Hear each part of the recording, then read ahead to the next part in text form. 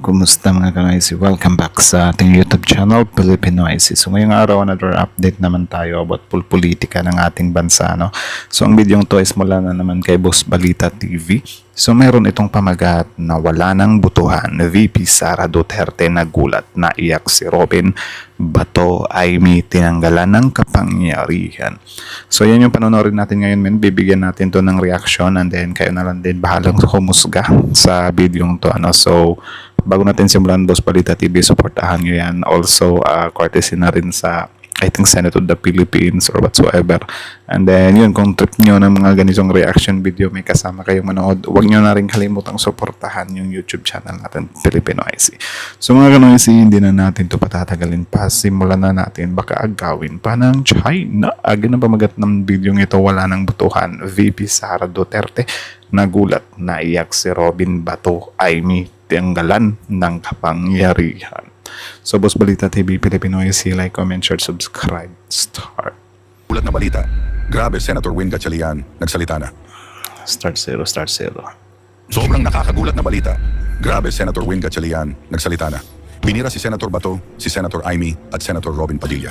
Ayon sa nakalap nating impormasyon, hindi pwedeng i-dismiss ang impeachment ni VP Sara ng tatlo. Hindi pwedeng dadaanin lang nila sa botohan. Dapat ipresenta ang ebidensya sa publiko, hindi pwedeng wala ng trial. Grabe si Senator Win. Tama naman. E paano kung para sa kanila kasi, yun na lang yung pag-asa nila. Yung butuhan na lang kasi malay natin, totoo, na may something talaga na nangyari sa perang yan. Diba? And then wala na silang lusot. Kasi kung totoong may lusot pa yan or confident sila na wala ngang mga kababalaghan sa perang yan, hindi dapat hinarap na yan nila VP Sara. 'Di ba? Dapat si VP Sara na mismo yung nagsabi na, "Oy, Bato, Robin, wag na kayong humarang diyan. Haharapin ko 'yan kasi hindi naman totoo yung mga pinaparatang nila sa akin." 'Di ba? Pero kung 'yun nga, dadaanin nila sa butuhan, edi medyo magdududa talaga tayo. Kasi, "Uy, bakit ayaw pa simulan tong trial na 'to?" 'Di ba? Bakit ayaw pa simulan? Yan lang naman. Gatchalian, nagsalita na. Binira si Senator Bato, si Senator Amy at Senator Robin Padilla. Tara panoorin natin. So kung okay lang po, Senator, dun sa impeachment, kasi there have been talks na pwedeng may mag-move ulit to dismiss the articles of impeachment. It was done by Senator De La Rosa when you convened as impeachment court. So paano pagka inulit ito pag nag-reconvene kayo? Kung matatandaan natin yung explanation of vote ko when I voted no, is because the defense, ang nakikita ko, ang defense will invoke that. Ibig sabihin, makikita naman natin doon sa reply ni VP Sara, no, na in-invoke nila yung constitutionality ng articles of impeachment. So yung reply na yon, I am very sure i-invoke ulit yun ng mga defense lawyers. No? At possible yan na magkaroon ng botohan. No? Possible yan. Kasi i-invoke nila yan. No? So kung merong tumutol or merong sumang-ayon among the senator judges, possible yan. No? Pero hindi, sir, ang senator ang mag-move to dismiss. So ang i-consider ho ninyo ay yung nilalaman ng answer to the summons ni VP? Yes. Ang nakikita ko dyan, this is based on my own personal analysis. The counsel of the defense will raise that. At marami siyang riniraise doon, di ba? Yung constitutionality ng articles of impeachment, yung binalik na raw sa House, yung articles of impeachment, tapos... Kaya nga tapos 18 pa kasi senador yung nag-agree doon. 'Di ba? Can you imagine that? May iba pang dalawang arguments. Ine-expect ko i-erase nila yan. Kasi defense nila yan no? So, ine-expect ko i-erase nila yan. No? Pero sir, may we know your stand? Dapat ba i-consider yung, kahit wala pang trial, i-consider na yung dismissal or dapat mag-trial kayo? Well, personally, hindi ko muna sasagutin yan, Infra, dahil magiging konektado yan sa aking mga susunod na hakbang. No? So, I would rather not answer that for now. No? Kasi, pag lumabas to... Tama naman. Diskarte naman yun. Pangit naman kung yung defense or yung offense nila is mapag-aaralan na ng kalaban, di ba? Malulusatan na nila. So, mas maganda din yung ganyan na parang medyo thrilled, di ba? Kaya nga siguro hindi nila maharap-harap yan kasi syempre, sinabihan ba naman ni Hontiveros, di ba, na sobrang confident ako mabibigat tong mga ebidensyang to. Ayun, natakot siguro kaya ayaw nilang pasimulan yung impeachment. Konektado yan sa mga susunod kong gagawin at magiging susunod kong argumento. No? So, dahil nga ito ay live case, ayaw ko magsabi ng mga bagay na magbibigay ng message sa defense or sa prosecutor. So, Siyang tunay. Yun naman talaga yung tama. Actually, yung hindi lang naman talaga sumusunod dito ng mga senador, sila Robin, sila Senator Bato. Sinabihan na sila na wag muna kayo magsalita about yan, 'di ba? Kasi mga judges kayo. Pero nagsasalita pa rin talaga sila par. Especially nung time ng election, need malaman ng mga DDS kung saang panig ba talaga sila, 'di ba? So, nagsalita talaga sila, 'di ba? Which is bawal nga naman talaga sana. ang position ko kasi the trial needs to begin. Yun ang aking position even during the votation. The trial needs to begin. At that time hindi pa kasi nag-umpisa yung trial. Wala pang presentation of evidence, wala pang presentation ng arguments. So in my opinion, the trial needs to begin.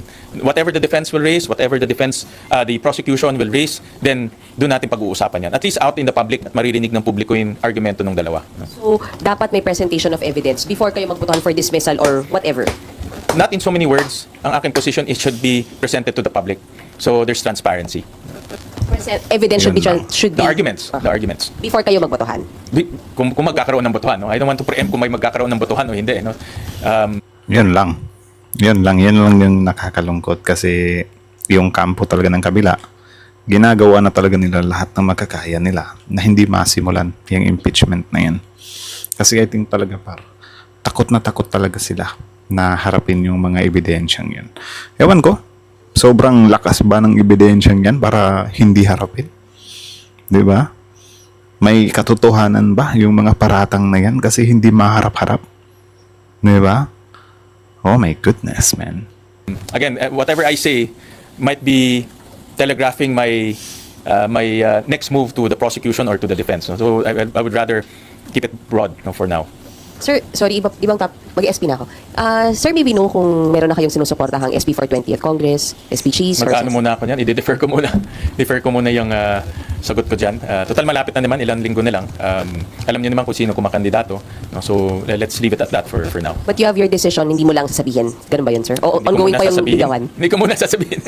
Hindi ko muna sasabihin kung meron na o ano. But I'll leave it at that for now. No? Okay. But are you maintaining your committee, sir? Eduk? I would rather maintain my committees on education, most especially dahil yun yung ating personal advocacy. And hopefully kung sino man ang magiging susunod na leader, maipagpapatuloy natin yung ating chairmanship sa education. Sana no, kasi alam naman natin dito sa bansa natin kung kalaban ka, 'di ba, sa politika, magkaiba kayo ng paniniwala sa politika. Kung ano man yung magandang ginawa mo sa panahon mo, hindi nila itutuloy yan. Ayaw nila na magmarka yung pangalan mo eh. Which is parang aning lang, 'di ba? 'Di ba? Nakakaaning isipin. Na parang, bakit nyo ititigil yan? Nakakabuti sa taong bayan yan ah. Like both parties to para. Hindi lang to sa isang parties. Like both parties talaga na merong magandang nagawa. Bakit kailangan yung itigil? Kita nyo yung ano ni PBBM ngayon, yung pabigas niya, 20 pesos. Do you think hindi matitigil yan next year? I mean, next administration. Bonus na lang kung matutuloy yan. Pero I think mga nasa 3% lang or baka nga 1% lang na matuloy yan. Diba? Kasi pipigilan talaga nila yan para sinasabi ko sa inyo. Kasi po willing din po siya or kung gusto rin po niya ng Committee of Education po. Hindi pa kami nag-uusap after the elections. Nabasa ko lang yung kanyang intention. Well, mas maraming advocates of education, mas maganda. No? So at least maraming magtutulungan para malaking problema natin. Mas maganda kung maraming magtutulungan. Pero sir, willing po kayo mag-give way kung gusto rin po ni Senator Bang na... Pag-usapan na lang. Yung mga lahat naman ng ganitong committees na pag-uusapan naman yan. Yeah. Thank you, sir. And there are two committees, my basic education, my higher education. So pag-usapan na lang. In EDCOM 3, pinag-uusapan pa kasi what we're trying to avoid, NIMFA, is redundancy. Ang trabaho kasi ng EDCOM is 3 years lang. Pag-aaralan namin yung problema, bibigay kami ng recommendation and let the executive implement the recommendation. So baka lang pag nagpatuloy namin to magkakaroon ng redundancy kasi implementation stage na eh. No? So pinag-aaralan pa namin, wala pang final kung ano ang magiging stand. How do you see the exercise of oversight dito sa recommendation nyo na when will you say na yung executive has already implemented fully yung recommendation? Napakagandang tanong yan. In fact, we recommended the creation of the Cabinet Cluster on Education. So buo na siya ngayon and ito yung supposedly oversight over our recommendations across 3 different education agencies, no? Namely TESDA. Actually, okay naman talaga si Tolentino, par sayang lang din yung ano eh, yung I think style niya tayo na parang playing safe ba, di ba? Actually, okay lang naman talaga minsan na parang neutral ka, gumitna ka.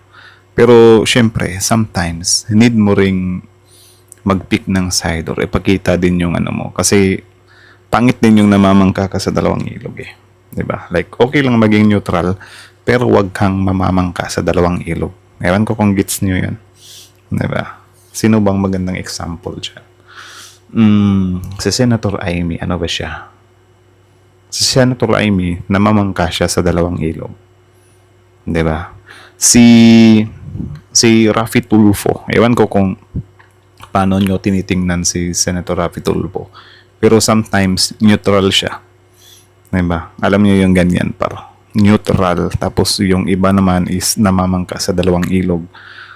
I think, or kayo, sa tingin nyo, saang side si, ano dyan, si dating Senator Tolentino?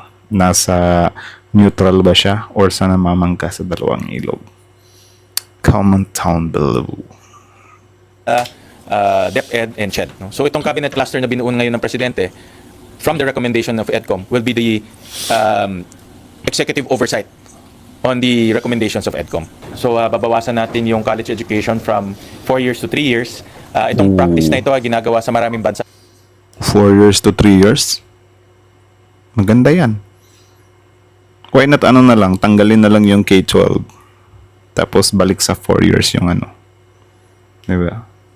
Kasi you know, sometimes yung K-12 par, may mga company din na hindi tumatanggap ng graduate ng K-12. Diba? Gusto din nila, college graduate, anak ng teteng. Especially sa Commonwealth countries like the United Kingdom, Canada, Australia. So pagpasok ng bata sa kolehiyo, ang kanyang pag-aaralan ay yung kanyang major na, diretso na siya dun sa major. Yung mga general education subjects, ibababa sa senior high school. At may papadala rin kaming research sa inyo. Diba? May senior high school. So parang ang labas dyan, nagbawas lang ng 1 taon. I think okay na rin yan. Diba? Actually, wala naman talaga akong problema par dito sa bansa natin kung, you know, matagal tayong magtapos ng pag-aaral. Pero sana naman, di ba? Kapag nag-graduate ka na, maganda yung sahuran. Or, sana maraming mga vacant jobs. Yan lang. Hindi yung sobrang tagal mo nang nag-aaral. Tapos pag-graduate mo, sobrang konti pa ng sahod mo. Di ba? So, paano ka aasenso niyan? Maybe within the day, in-update namin yung database ng K-12 countries sa buong mundo. Lumalabas, out of the 214 countries in the world, lahat ay K-12 na except for Singapore. No? Because ang Singapore, they practice what they call junior college. No? So, in other words, buong mundo ay K-12 na. No? So, in-update lang namin and we'll share with you our research later on. So, just to be consistent with the global standard, Yun nga, kahit mag K-12 buong mundo, naiiwan pa rin tayo sa ibang bansa. Sa ibang bansa kasi, high school graduate lang, marami nang tumatanggap na trabaho. Di ba? Sobrang dami nilang sideline, sobrang dami nilang part-time jobs. Sa atin, di ba? final namin itong 3-year college education. The other one, meron kaming isang final na bill, tawag namin Ginhawa Act. At i-update rin namin yung tax code. So doon sa mga kababayan natin na ang kanilang kita ngayon, putulin muna natin ngayon, para putulin muna natin kasi I think about na to sa sa education ni ni Senator Gatchalian So Tolentino Gatchalian tuloy. So yun, hanggang dito na lang muna, focus muna tayo doon kay kay VP, di ba? Tsaka sa mga senadores niya. So again, ang video to ay mula kay Boss Balita TV. Suportahan niyo yan. Original video link in the description box below. Panoorin niyo rin, subscribe niyo rin. Tapos yun, Senate of the Philippines, courtesy din sa kanila. Tapos syempre, our YouTube channel, Filipino IC. Don't forget to like, comment, share, subscribe. So yun, narinig niyo naman yung yung mga biradas dito ni Senator Tolentino. So kayo na lang din ang komento nyo na lang din sa baba kung ano yung masasabi nyo doon sa, especially yung sa education niya So yun Yan lang naman. So about dito naman, though medyo alam na natin yan, 'di ba, na dapat sana talaga yung mga senador is wag silang pumanig, 'di ba, sa kahit sino mang mga kaibigan nila kapag yung trabaho na nila yung usapan. Ano ba yung trabaho nila? Senador. So, para saan ba yung mga senador? Para sa buong Pilipinas. Para sa Pilipinas. Hindi para sa mga Duterte.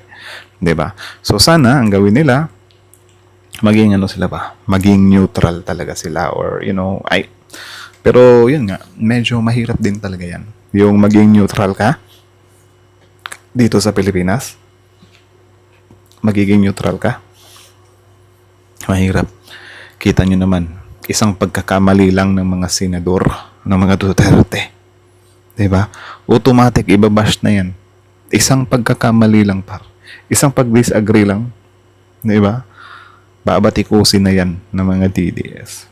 So, in short, sometimes tao din yung nagtulak sa mga politicians natin. Actually, hindi naman din talaga siya matutulak ng tao yung mga politicians natin. Kung hindi lang talaga sila takot na matalo. 'Di ba? Kapag tumatakbo na sila, kaso takot sila na matalo eh.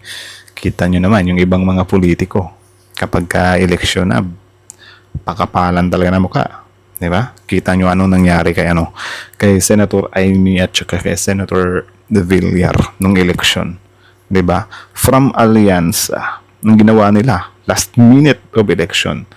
'Di ba? Biglang pumanhik sa mga Duterte. Anong ending? Nanalo. Bakit? Wala, pakapala na, 'di ba? Pakapala na, need manalo eh. So parang ganyan ba? Na parang ewan ko kung kain pride ba 'yan or ganyan na talaga. Ganyan na talaga sila. 'Di ba? Pero kita nyo naman 'yun. So sana itong impeachment na to masimulan talaga to kasi parang sobrang haba na ng panahon na ito na parang inaaning tayo. 'Di ba? Parang inaaning lang tayo. Na parang yun nga kung wala ka namang tinatago, 'di ba?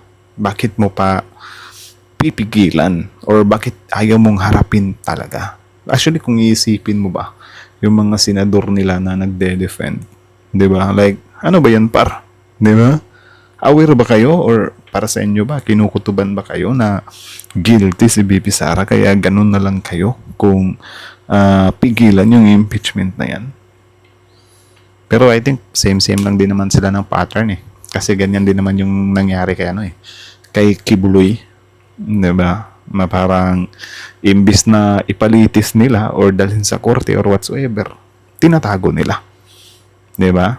Kita nyo naman yung time ni Kibuloy nung sa KOJC. Imbis manawagan sila Senator Bato, kasi nga kakilala nila si Kibuloy, kaibigan nila. 'Di ba? Imbis manawagan sila Senator Bato, Senator Robin na pre, Kibuloy, lumabas ka na dyan, harapin mo na lang yan, kami bahala sa'yo. 'Di ba? Imbis ganun yung gawin ng mga senador na yun, 'di ba? Total, mapoprotektahan nila sa Senado yun. Mapoprotektahan nila yun kasi senador din sila eh. Pero dapat paharapin nila. Imbes ganun yung gawin nila, ang ginawa nila, nanawagan pa. Hey, mga pulis, ano ba kayo? Bakit inaano nyo? Kawawa yung mga tao sa QJC. Anak ng teteng. 'Di ba? Kung kailan malapit ng masukol, doon nag-request na ipa-pull out yung mga pulis. Buti na lang talaga si Torre that time is sobrang dedicated niya or sobrang eager talaga siya para na mahuli si Kibuloy. Kita nyo, oras lang yung pagitan. Huli si Kibuloy. So, same as dito kay BP Sara. Na sana, huwag nilang pigilan kasi, kunyari lang, or huwag naman sana, kung sakali na ma-dismiss tong impeachment trial na to, or impeachment, na ito, is parang, yung mga tao, na especially yung mga anti-Duterte, habang buhay tatatak sa kanila yan. 'Di ba? Alam niyo yung imbis linisin mo yung kalat mo, 'di ba? Iniligpit mo lang, 'di ba? Or tinabunan mo lang. 'Di ba? Imbis na iligpit mo, tinabunan mo lang. So nandyan pa rin. 'Di ba? Pero I think mas din yan eh. Maybe this coming 2028 election, mas grabe na naman yung bardagulan. And then, yun nga, yung impeachment na yan. di mawawala sa topic yan. Nandyan always yan. Ma-dismiss or hindi. Nandyan always yan. Nasa, ano na yan, nasa katawan na yan ni VP Sara. Yung impeachment na yan. Hindi niya na yan matatakasan, ano. So, anyways, hanggang dito na lang muna. Kayo ano masasabi nyo dito, comment down below. Tapos yun, pag-usapan natin yan sa comment section. So again, Boss Balita TV, Filipino IC, like, comment, share, subscribe, Filipino IC, out.